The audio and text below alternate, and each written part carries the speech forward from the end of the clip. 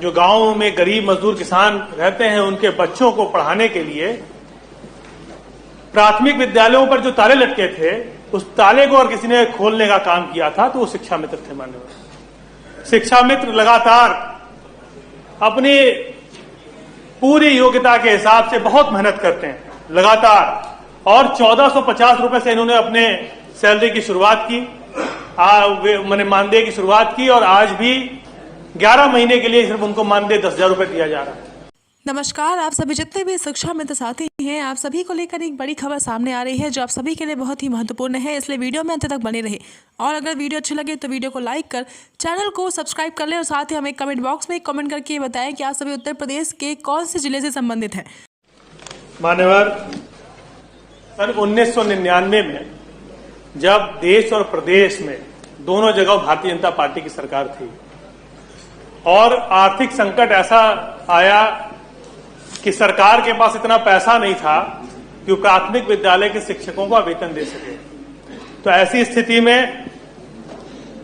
जो उत्तर प्रदेश के प्राथमिक विद्यालय थे उन पे ताले लटक गए और 26 मई 1999 को सर्व शिक्षा अभियान के तहत गरीब मजदूर किसान, जो गांवों में गरीब मजदूर किसान रहते हैं उनके बच्चों को पढ़ाने के लिए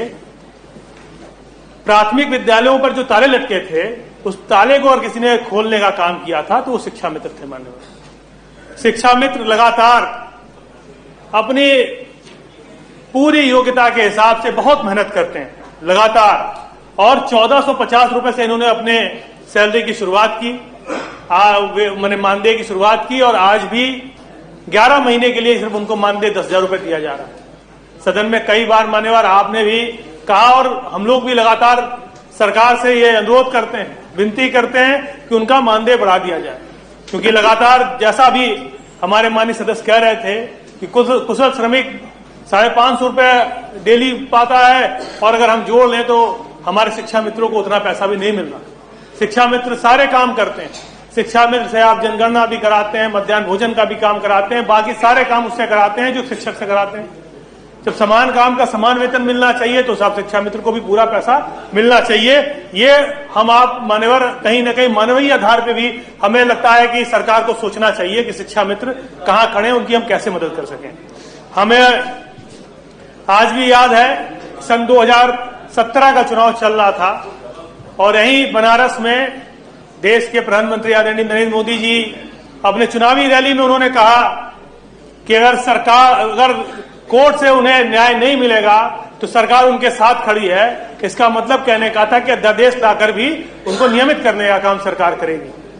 सारे शिक्षा मित्रों ने बड़े खुशी के साथ भारतीय जनता पार्टी को वोट दे दिया, और देने के बाद जिस तरह से जुमले सरकार के शुरू से रहे हैं वैसे ही जुमला निकल गया वो भी, और कहीं शिक्षा मित्रों को न्याय नहीं मिला। मान्यवर, हमारे जो पूर्व उप मुख्यमंत्री थे दिनेश शर्मा जी, उनकी अगुवाई में भी एक कमेटी बनाई गई थी शिक्षा मित्रों पर। उस कमेटी का क्या हुआ मान्यवर, आज तक हमें और आपको किसी कोई जानकारी नहीं हो पाई, और मैं चाहता हूं कि आज माननीय मंत्री जब बताएंगे तो उस कमेटी ने क्या निर्णय लिया ये भी हमें और आपको बताने का काम करेंगे। मान्यवर, मैं आपसे यही कहना चाहता हूं कि जब आदरणीय अखिलेश यादव जी मुख्यमंत्री थे उन्होंने ग्रामीण क्षेत्रों में 28,528 रुपए और शहरी क्षेत्रों में 29,878 रुपए देने का काम किया था ये, लेकिन कोर्ट की मजबूरी की वजह से वो कंटिन्यू नहीं हो पाया।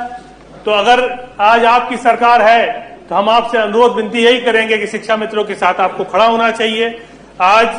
टेट सुपर टेट जो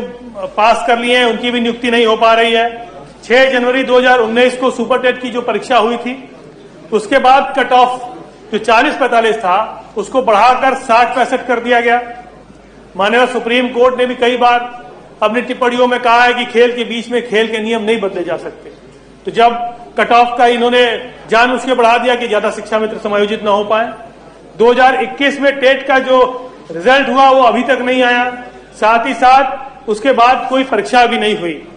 मान्यवर, शिक्षा मित्र लगातार हम लोगों से संपर्क में रहते हैं, कुछ समस्याएं अपनी मांगे उनकी थी, तो 4-5 मांगे मैं कहना चाहता हूं सदन के समक्ष में रखूं कि संशोधित अध्यादेश लाकर पुनः शिक्षा मित्रों को सहायक अध्यापक के पद पर बहाल किया जाए। भारत का राजपत्र 10 अगस्त 2017 लागू हो, समान काम का समान वेतन लागू कर 62 वर्षों हेतु इनकी सेवा नियमावली बनाई जाए। एनसीईटी के 23 अगस्त 2010 के पैरा 4 में शिक्षा मित्रों को शामिल करते हुए शिक्षा मित्रों को अध्यादेश लाकर टीटी की परीक्षा से भी छूट प्रदान की जाए।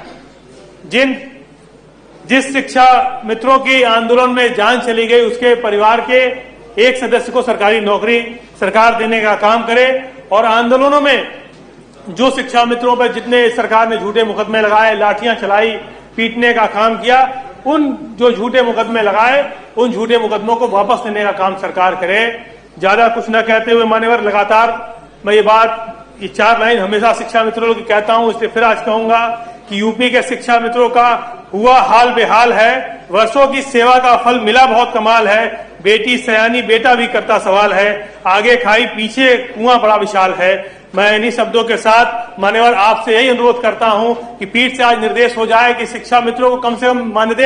मान्यवर सरकार बढ़ा दे और इस महंगाई के जमाने में शिक्षा मित्रों को कुछ भला हो जाए। इसी के साथ मैं आज की कार्रवाई रोककर चर्चा कराई जाने की मांग करता हूं।